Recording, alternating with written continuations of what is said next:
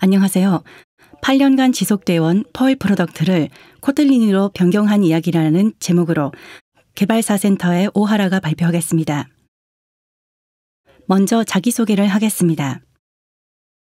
저는 오하라라고 합니다.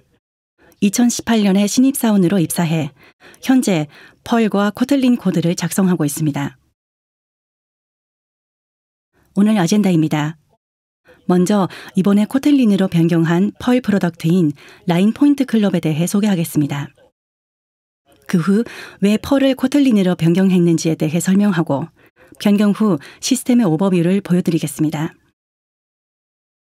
이어서 프로젝트를 어떻게 진행했는지 간략하게 살펴본 다음 마지막으로 프로젝트 진행 중에 발생한 어려움과 경험 그리고 다른 언어로 변경함으로써 얻을 수 있는 장점에 대해 공유하도록 하겠습니다.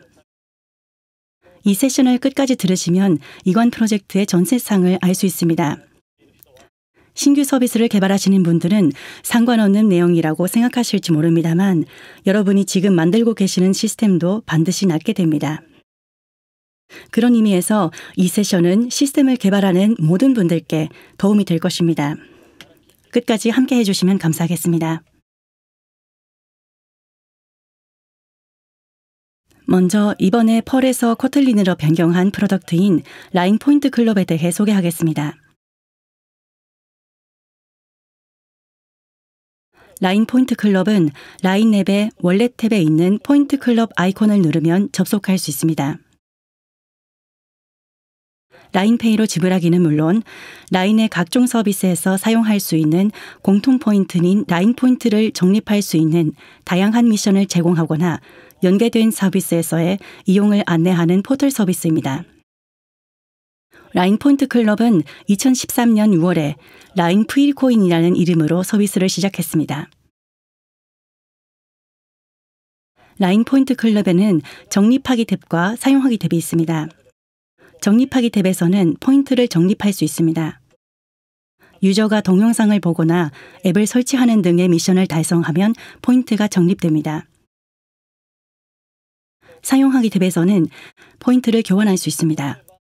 예를 들어 라인 망가와 라인 뮤직에서 사용할 수 있는 코인이나 쿠폰을 비롯해 다양한 서비스에서 사용할 수 있으니 꼭 이용해 주시기 바랍니다. 다음은 트래픽입니다. 평균적으로 초간 700 리퀘스트, 피크 타임에는 초간 1만 5천 리퀘스트, 데일리로 약 5,700만 리퀘스트가 발생하고 있습니다. 다만 리퀘스트 건수에 대해서는 적당하게 기간을 선택해서 산출한 값으로 지금 보여드린 건수보다 많거나 적은 날도 있습니다.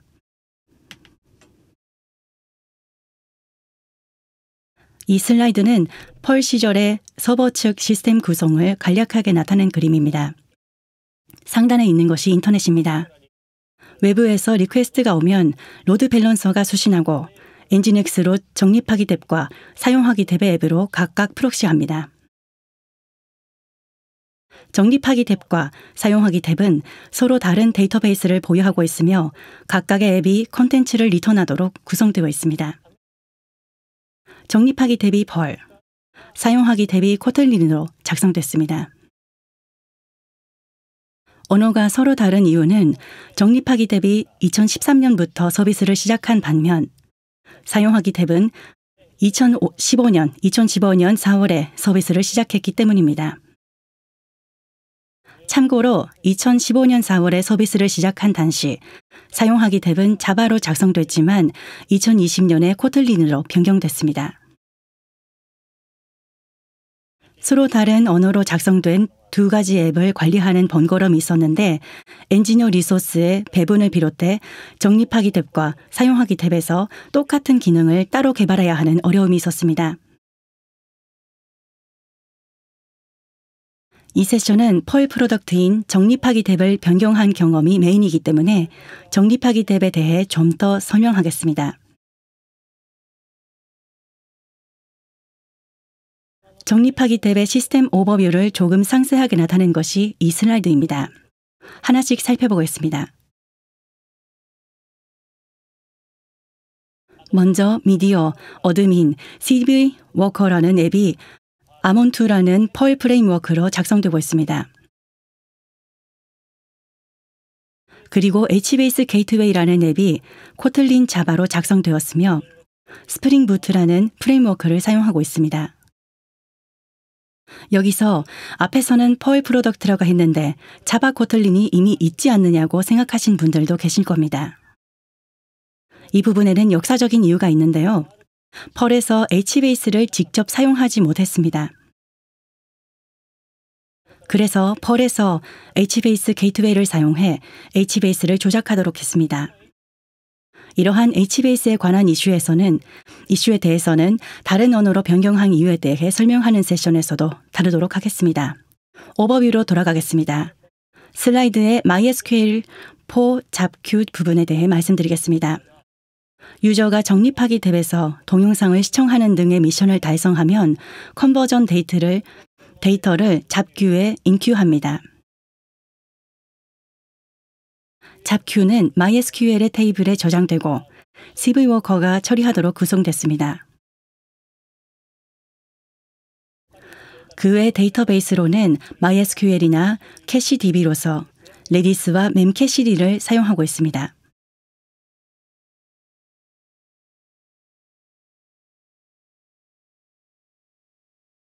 그럼 이제 펄을 코틀린으로 변경하게 된 이유에 대해서 말씀드리도록 하겠습니다. 먼저 왜 코틀린을 선택했는지 말씀드리면 그 이유는 단순합니다. 라인의 서버 측 개발에서 가장 많이 사용되고 있는 언어가 자바 코틀린이기 때문입니다. 우리의 바로 옆 팀에서도 거의 대부분이 자바 코틀린으로 작성하고 있습니다. 같은 언어를 사용하면 엔지니어 리소스의 배분과 사내 생태계를 이용하는 데 상당히 큰 장점이 있습니다. 그런 이유 때문에 코틀린을 선택했습니다. 반면에 자바를 선택하지 않았던 이유는 팀 내에서 개발 중인 다른 프로덕트와 기술셋을 맞추고 싶었기 때문입니다. 펄을 코틀린으로 변경하기로 결정한 이유에 대해서 말씀드리겠습니다. 먼저 시스템 구성이 복잡해졌습니다. 이 부분에 대해서는 펄 시스템의 오버뷰를 보여드리면서 말씀드린 것처럼 저장하기 탭과 사용하기 탭이 서로 다른 언어로 구현되어 있거나 펄이 HBase를 사용하기 위한 게이트웨이 앱을 관리할 필요가 있었습니다. 두 번째로 반년 동안 다양한 기능이 추가되고 변경 및 삭제됨에 따라 기능 자체도 복잡해졌습니다. 이미 사용하지 않는 기능도 많이 있었습니다. 세 번째로 펄 엔지니어가 적어서 언젠가 개발을 계속할 수 없게 될 미래가 보였기 때문입니다. 네 번째로 프로젝트를 시작하기 전에는 앞으로 6개월 정도는 큰 변경이 없을 것으로 예상되었기 때문에 변경한다면 지금이 적절하다고 판단했습니다. 이는 긍정적인 이유였습니다. 다섯 번째로 펄의 라이브러리를 유지 보수할 인구가 감소하고 있어 최근 미들웨어에 대한 클라이언트 라이브러리가 풍부하다고 평가할 수 없는 상황입니다. 예를 들면 HBase를 수년 전에 펄에서 직접 사용해 보려고 시도한 적이 있었습니다만 클라이언트 라이브러리가 당시 잘 작동하는 것이 없어서 스리프트를 사용해 HBase를 사용하는 방법을 비롯해 여러 가지로 시도해 보았습니다만 우리가 원하는 대로 작동하지 않았습니다. 그래서 결국에는 HBase 게이트웨이 앱을 자바 코틀린으로 구현하기로 했습니다. 레디스 클러스터 또한 펄로는 제대로 대응할 수 없었습니다. 한 가지 덧붙여 말씀드리면 저는 펄을 좋아하고 펄을 비판할 생각은 전혀 없습니다. 우리 프로젝트의 경우 당시에는 우리가 원하는 결과를 얻지 못했을 뿐 시간이 지난 지금 다시 시도해보거나 다른 프로덕트에서 사용하면 제대로 작동할지도 모릅니다.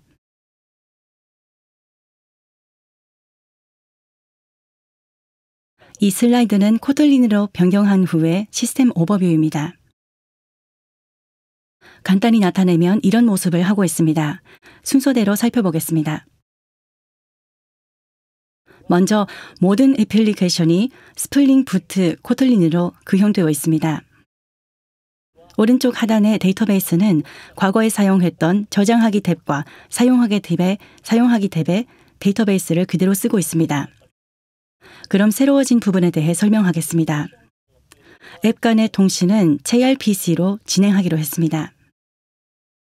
이미 알고 계시는 분들께는 공자 앞에서 문자 쓰는 격이지만 프로토콜 버퍼로 시리얼라이징해서 고속도 통신이 가능하다는 점과 IDL로 정의한 API 사양이 클라이언트 측과 서버 측의 각각의 코드를 정리해주기 때문에 편리합니다.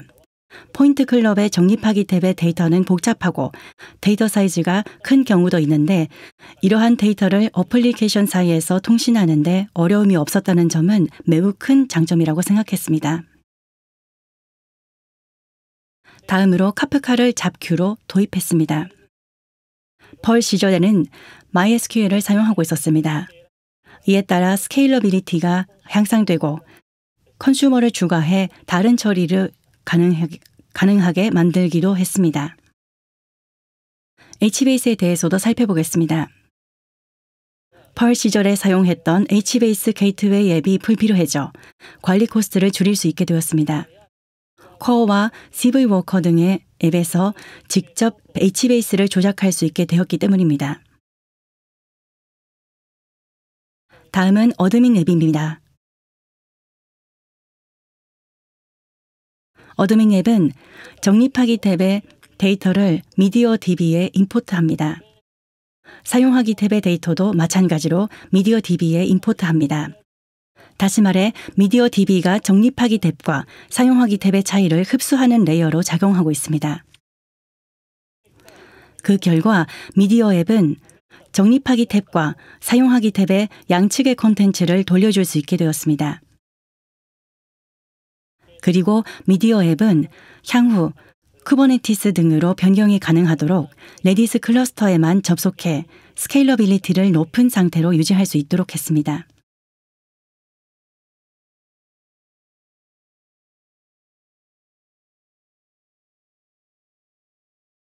다음으로 프로젝트를 어떻게 진행했는지에 대해 말씀드리겠습니다. 먼저 개발 멤버의 구성을 살펴보겠습니다. 개발 멤버는 모두 6명으로 3명이 자바 코틀린 엔지니어로 나머지 3명이 펄 엔지니어였습니다. 자바 코틀린 엔지니어들은 자바 코틀린과 스프링 부트의 개발 경험이 풍부한 멤버들이었습니다. 펄 시대의 적립하기 탭의 사양에 대해서는 잘 알지 못합니다. 프로젝트 초기에는 펄 엔지니어들도 개발을 원활하게 할 수 있도록 환경을 조성해 주었습니다. 그들의 도움이 없었다면 프로젝트를 완수하지 못했을 것입니다. 그런 의미에서 언어를 변경할 때에는 새로 변경하는 이번 프로젝트의 경우 코틀린 엔지니어가 필요하다는 것을 배울 수 있었습니다. 또한 펄 엔지니어들은 적립하기 탭의 사양을 대체로 파악하고 있었습니다. 그래서 프로젝트 초기에는 사양을 작성하는 업무를 주로 수행했습니다. 프로젝트 기간 중에 서비스 운영과 기획에 대해 어떤 체제로 진행했는지 말씀드리겠습니다. 먼저 오래된 시스템에 대해 새로 변경을 추가하지 않기로 했습니다. 변경을 추가하면 새로 작성된 코틀린에도 적용할 필요가 있는데 개발 공수가 늘어나 언제까지고 변경 작업을 완료할 수 없게 되기 때문입니다. 이 부분에 관해서는 기획이나 운영 측 멤버들이 잘 이해해 주었기 때문에 빨리 결정할 수 있었습니다. 프로젝트 기간 중 데일리 미팅을 개발 측에서만 진행했습니다만 개발자도 함께 참여함으로써 사양의 변경에 관한 의사결정을 신속하게 내릴 수 있어서 좋았습니다. 이번 프로젝트의 일정은 대체로 이런 식으로 진행됐습니다. 먼저 2021년, 즉 지난 1월부터 프로젝트를 시작했습니다. 그리고 4월쯤에 코어 앱의 개발이 완료됐습니다. 코어 앱이란 앞에서 보여드린 시스템 오버뷰의 상단의 중앙에 있는 초록색 부분입니다. 또한 8월에는 그 외 앱의 개발을 완료했습니다. 그 외 앱이란 슬라이드에 초록색으로 표시된 앱을 말합니다. 그리고 8월에서 9월까지 인티그레이션과 QA를 진행하고 2021년 9월 27일에 메인 부분을 릴리즈했습니다. 스케줄에 대해서는 이상입니다.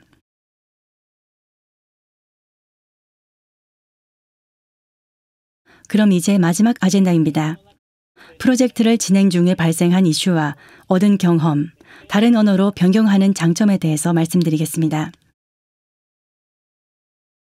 앞에서 보여드린 일정을 다시 보여드리면서 시계열에 따라 말씀드리도록 하겠습니다. 먼저 프로젝트 초기에 어떤 어려움이 있었는지 말씀드리겠습니다. 그 후 프로젝트 중반에서 후반으로 들어가게 되면서 알게 된 반성점에 대해서 말씀드리겠습니다. 그리고 릴리즈할 때의 어려움에 대해서 알아보고 다른 언어로 변경함에 따라 얻은 이점에 대해서 공유하겠습니다.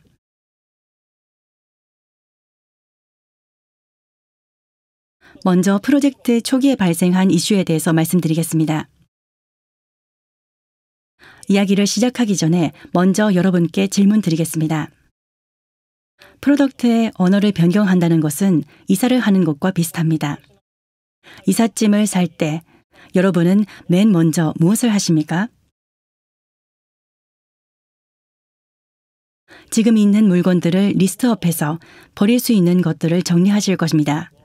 모든 짐을 몽땅 박스 안에 넣어서 이사하는 사람은 없을 것입니다. 마찬가지로 우리도 먼저 버려야 할 기능을 정리했습니다. 8년간 운영되어 온 프로덕트에는 구현은 되어 있어도 이미 사용하지 않은 복잡한 기능들이 많이 남아 있었습니다. 이런 기능들을 지금도 사용하고 있는지 아닌지 하나하나 알아보고 정리해 새로운 사양에 반영하는 작업이 정말로 힘들었습니다. 또한 사용하지 않는 기능뿐만 아니라 현재까지 사용하고 있으나 당시 사정 때문에 억지로 만들어둔 부분에 대해서도 이번에 어떻게 대처할지 검토할 필요가 있었습니다. 두 번째로 어떤 기능을 버릴 것인지 멤버들 사이에서 인식을 맞추는 것이 어려웠습니다. 실제로 일어난 사례를 들자면 누군가가 조사해서 버리기로 한 기능에 대해 다른 멤버들이 구현해버리는 경우가 있었습니다.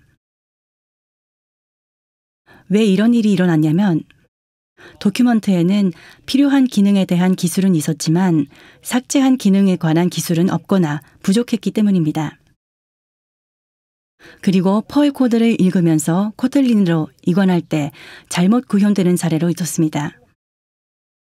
왜 펄 코드를 읽을 필요가 있었는지에 대해서는 다음 페이지에서 설명하겠습니다. 삭제할 기능을 공유하기 위해 우리가 어떻게 대책을 세웠는지에 대해서는 삭제한 기능도 함께 위키 등에 기록하도록 하고 펄 코드에 코멘트를 쓰는 방법으로 이슈를 해결했습니다. 구체적으로는 코틀린에 이관할 때를 위한 프런치를 펄 측에 만들고 드래프트 풀 리퀘스트를 작성해서 코멘트를 남기기로 한 것입니다. 이 방법은 매우 유용했기 때문에 추천드립니다. 지금까지 버리는 기능에 대해 말씀을 드렸습니다. 이제 코틀린 엔지니어에게 펄이 어려웠던 점을 말씀드리겠습니다. 먼저 왜 코틀린 엔지니어가 펄의 코드를 읽을 필요가 있었느냐면 사양이 모두 문서화되어 있지 않았기 때문입니다. 왜 문서화되어 있지 않았느냐면 기능이 빠른 속도로 추가 변경되었을 당시에 시간과 휴먼 리소스가 없었기 때문입니다. 그리고 일시적으로 필요해진 특수 기능이 있었기 때문입니다. 이것은 어느 프로덕트에서나 있을 수 있는 상황이고 어쩔 수 없는 면이 있다고 생각을 하는데요. 시간을 들여 해결해 나가야 합니다. 그리고 포인트 클럽에서는 이번에 코틀린어의 변경을 계기로 문서화에도 주력하기 시작했습니다.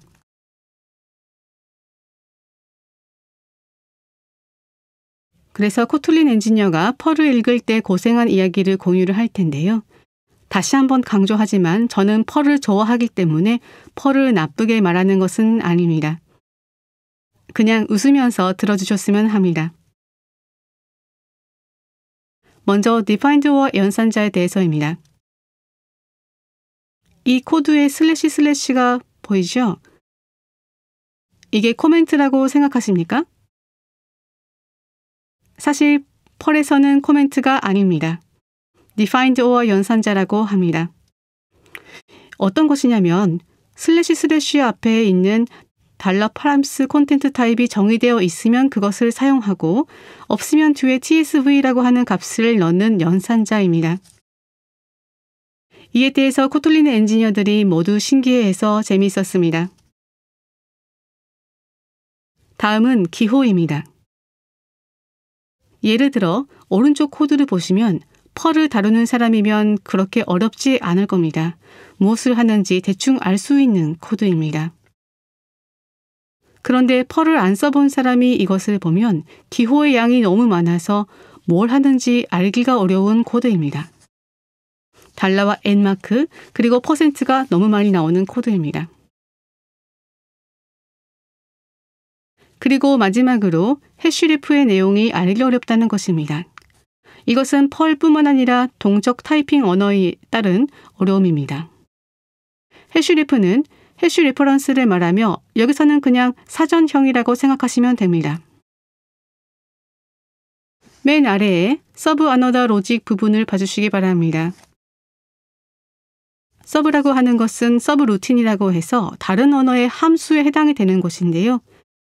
달러 데이터의 내용은 무엇일까요? 이것을 알기 위해서는 아나더 로직의 호출처 코드를 볼 필요가 있습니다. 이 그림에서 가운데 로직을 보시면 크리에이트 데이터에서 온 곳을 알 수가 있기 때문에 다시 그쪽을 읽으러 갑니다. 이렇게 많이 읽을 필요가 있어서 힘들었습니다.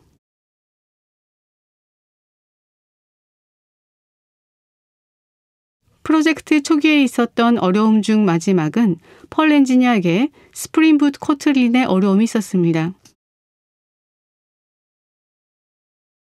코틀린보다 스프링 부트를 익히는데 저는 시간이 걸렸습니다. 코틀린 자체는 펄 엔지니어도 비교적 금방 익숙해졌습니다. 자주 걸린 사례로서 No class def found error를 경험했습니다. 펄이라면 import 땡땡이라고 쓰면 어디든지 임포트를 할 수가 있는데요. 스프링 부트에서는 import 땡땡이라고 쓰면 No class def found error가 되는 경우가 많습니다. 이에 대해서는 bin이나 di, 컴포넌트 스캔 등 스프링 부트에 대해서 배우고 적절하게 임포트할 필요가 있어서 어려웠습니다.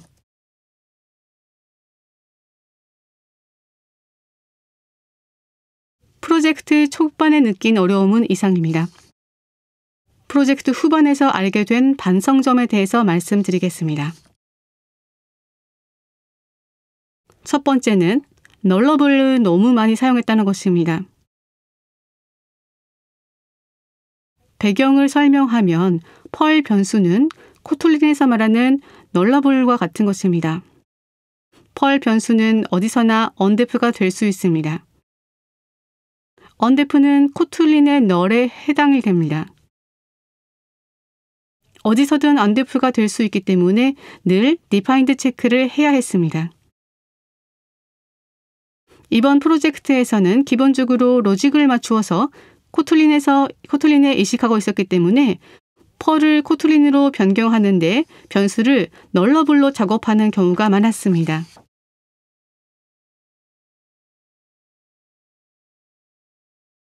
널러블과 넌널에 대해서 모르는 분을 위해 가볍게 설명하고 넘어갑니다.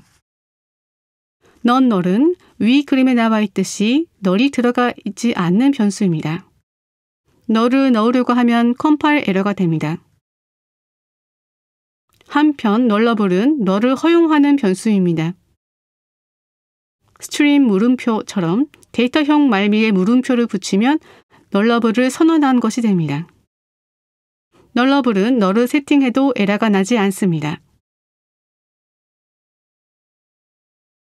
널러블을 많이 사용한 데 따른 문제점은 널러블이 많다는 것은 널 체크도 필연적으로 많아진다는 것입니다. 한번 널 체크를 했는데 같은 변수를 불필요하게 널 체크하는 것은 넌센스입니다. 두 번째 문제로 널러블을 넌널로 변환하는 변경에 대해 생각해야 합니다. 예를 들어 넌널 어서션 오퍼레이터를 사용할 때 주의가 필요합니다.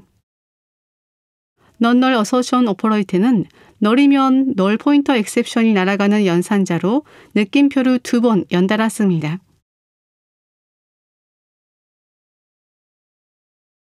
넌널 어서션 오퍼레이터의 좋지 않은 예를 보여드리겠습니다. 예를 들어 some method라는 메소드가 있는데요. validate 데이터를 호출한 후에 do something을 호출합니다. validate 데이터 내에서 캠페인 아이디에 널 체크를 하고 있습니다. 그리고 do something 내에서 캠페인 아이디에 대해서 넌널 어서션 오퍼레이터를 사용하고 있습니다. 이것은 validate 데이터 메소드에서 널 체크를 하고 있기 때문에 캠페인 아이디가 널이 되지 않는 전제로 do something 메소드를 구현한 코드입니다. 즉, 널 체크가 넌널 어서션 오퍼레이터와 떨어진 곳에 쓰여 있습니다. 이것이 무엇이 문제냐 하면요. 상상이 가실 텐데요. 그림과 같은 another 메소드를 추가하는 것을 가정해 봅니다. do something 메소드를 캠페인 아이디에 널 체크를 하지 않고 호출했고 그 결과 넌널 어서션 오퍼레이터의 곳에서 예상치 못한 널 포인터 엑셉션이 발생하는 상태가 되어버렸습니다. 이것은 당연히 개발자가 조심해야 하는 부분이지만 주의하지 않으면 이러한 문제가 생깁니다. 결론적으로 어떠한 방법이 좋은가 하면 가능한 넌널을 사용해야 합니다. 구체적으로는 컨트롤러에서 널 체크를 하고 서비스 층에서는 넌널로 전달하는 등 해서 널러블의 범위를 좁히는 것이 좋습니다. 다른 하나는 넌널 어서션 오퍼레이터를 사용할 때는 앞으로 널 포인터 엑셉션이 날아갈 가능성을 고려해서 구현해야 합니다. 그렇다곤 하지만 널러블이 있었던 덕분에 펄에서 코틀린으로 코드를 척척 이관할 수 있었다는 점에서 펄에서 이관하는 데는 친절한 언어였다고 느낍니다. 반성점 두 번째는 비슷한 의미의 변수의 취급입니다.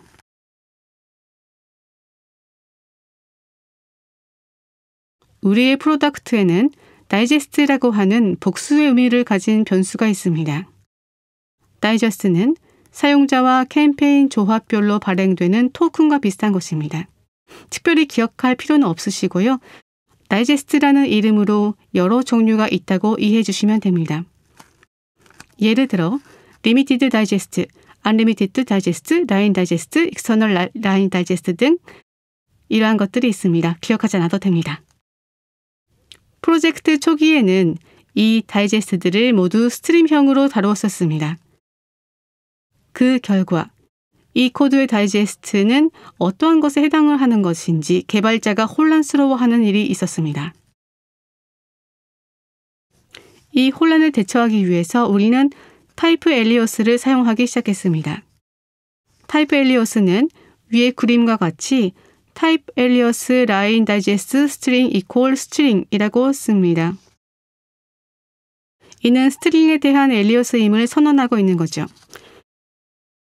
아래 그림을 보고 공감해 주셨으면 하는데요. 타입 엘리어스를 사용하기 이전에 왼쪽 그림과 비교해서 오른쪽 그림은 타입 엘리어스를 사용하는 것만으로도 훨씬 알기 쉬워졌습니다. 그러나 타입 엘리어스는 어디까지나 엘리어스고 여기서는 스트링형 엘리어스이므로 문자열이면 어떤 값이라도 들어가 버립니다. 타입 엘리어스를 사용하고 있었는데요. 정말 하고 싶었던 것은 인라인 클래스를 사용하는 것입니다. 인라인 클래스는 화면에 나온 것처럼 value 클래스 name 이렇게 써서 그 길이를 제한하거나 메서드를 기릴 수 있는 것으로 이번에는 시간이 없어서 리라이트하지 못했는데요. 앞으로는 인라인 클래스로 바꿔나갈 생각입니다. 여기까지가 코틀린의 라이팅에 관한 반성점이었습니다. 세 번째는 설계에 관한 이야기입니다. 비즈니스 로직이 바깥 세상에 대해 알고 있다는 것입니다. 이것은 클린 아키텍처, 헥세고널 아키텍처 등으로 불리며 아는 분도 계시겠지만 사례로서 소개합니다. 저희 프로젝트에서 어떤 상황이 있었는가 하면 일부 비즈니스 로직이 IOG RPC 패키지에 있는 스테이터스 런타임 익셉션에 예외를 던졌습니다. 즉, 비즈니스 로직이 바깥 세상과 어떻게 통신하고 있는지 알고 있는 상황이었습니다. 그 결과 문제가 발생했습니다. 어떤 로직을 다른 애플리케이션에서도 쓰고 싶다는 흔히 있는 일이 발생했는데요. 그 애플리케이션은 gRPC를 사용하지 않는 애플리케이션이었습니다.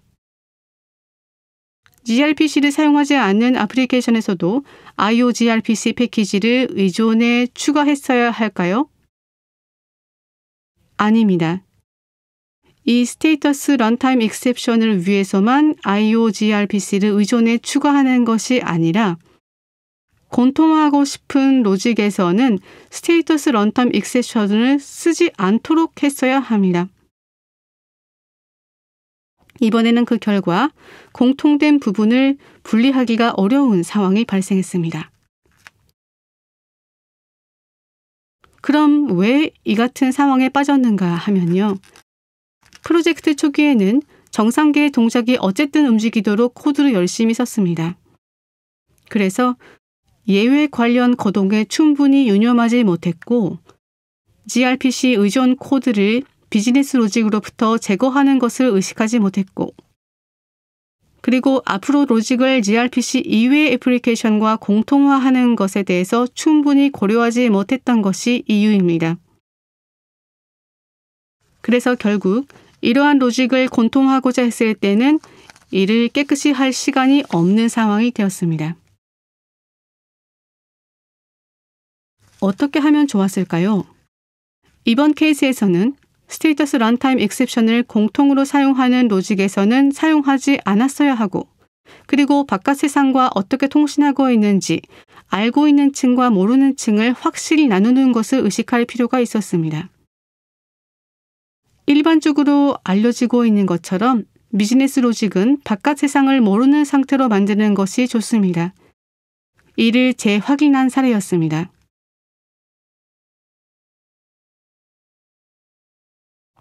릴리즈에 관한 어려움에 대해 말씀드립니다. 두 가지가 있습니다.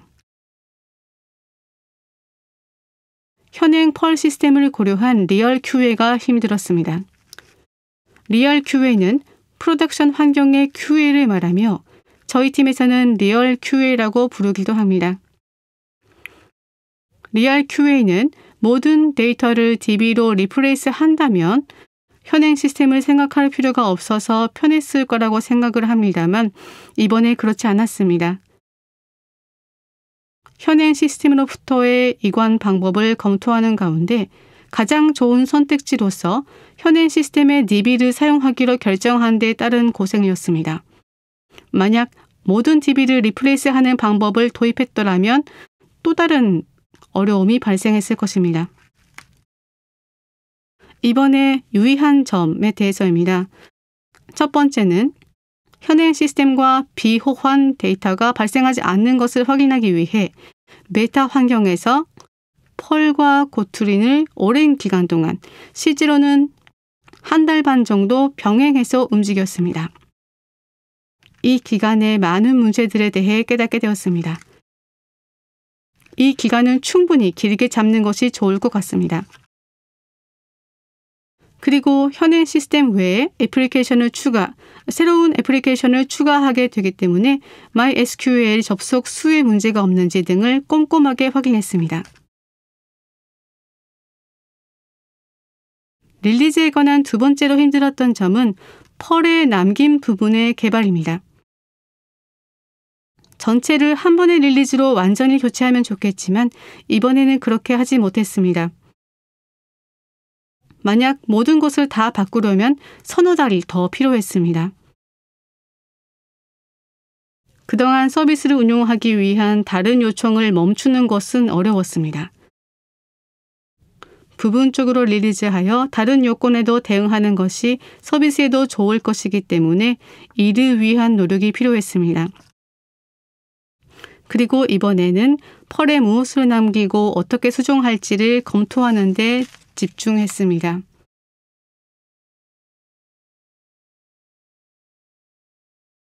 마지막으로 리라이팅에 따른 베네핏을 말씀드립니다. 4가지 있습니다.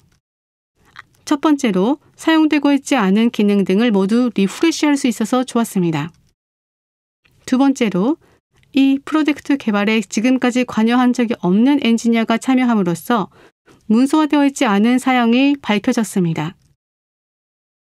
그리고 이번에는 문서화하는 것을 의식적으로 했기 때문에 그 사람밖에 모른다는 기능은 없어졌습니다. 세 번째로 당사 개발 조직에서 자주 사용되고 있는 코틀린으로 이관함으로써 경험 공유나 리뷰가 활성화되었고 엔지니어 리소스의 유동성이 높아져서 좋았다고 느낍니다. 네 번째로 이번에는 다른 언어로 리라이팅하는 타이밍에서 현대적인 아키텍처 기술 세트를 사용을 했기 때문에 엔지니어 스킬이 업데이트되어서 좋았습니다. 마무리입니다. 오늘은 라인포인트 클럽에서 8년간 유지해온 펄 프로덕트를 코틀린으로 변경한 사례를 공유했습니다. 오랫동안 서비스를 운용하다 보면 반드시 시스템이 복잡해집니다. 이건 누가 나쁘다는 것이 아니라 그때마다 최선의 선택을 한 결과 필연적으로 그렇게 됩니다. 그리고 복잡해지면 메인터넌스가 어려워집니다. 언어를 변경할 때 어려움과 해결책의 일부를 소개하였습니다. 그리고 언어 변경에 따른 베네핏과 시사점을 얻을 수 있었습니다. 여러분의 프로덕트에서도 가까운 미래뿐만 아니라 수년 후를 내다보고 필요 없는 기능의 삭제나 코드 리뷰, 문서화를 진행해 주시기 바랍니다. 이상으로 발표를 마칩니다. 시청해 주셔서 감사합니다.